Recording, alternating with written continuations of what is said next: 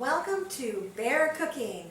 I'm Teresa Bear, and today I'm going to make a topping for my grandma's favorite blueberry cheese pie or cheesecake.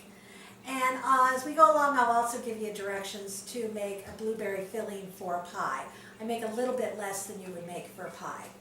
So I started off putting some lemon zest in this pan. I just grated it about a half of a teaspoon directly into the pan to save muss and fuss.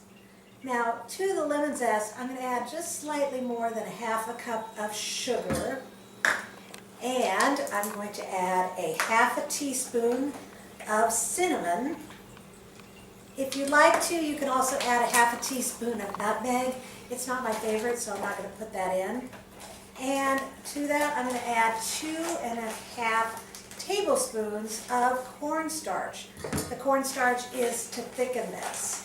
Now, the nice thing about doing this outside of the pan or outside of a pie, if you're making a blueberry pie, is that by making it this way, you don't have to get the blueberries all mushy, and you can preserve it so it's not quite as mushed out and retain the flavors of the blueberries.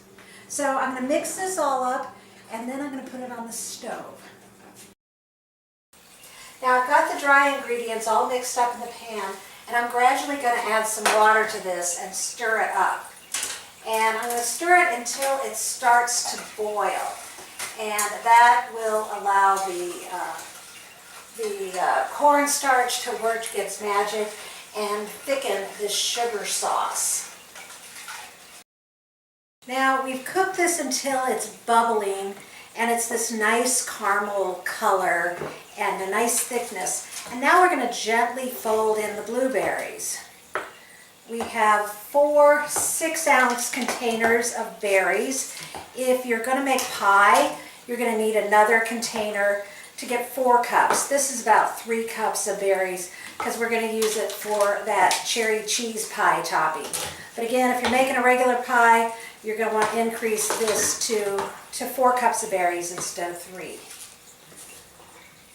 So I've got all of my berries added in here, and I'm being very careful not to smush them. And we're going to go back to the stove and cook them for about 3 minutes. Here's our wonderful blueberry topping. Just took it off the stove, cooked it for 4 minutes instead of 3. And the last step is to add a tablespoon and a half of lemon juice. Remember that lemon that you used for zest earlier? Go ahead and squeeze it and put a tablespoon and a half of lemon juice in here. 2 tablespoons if you're making the bigger pie recipe. You're going to want to let this sit for a couple hours to cool down before you either place it in the pie or put it on top of the cobbler. And my cat is apparently approving of this. So thank you for joining me, and we'll be back later. This has been a Loki production.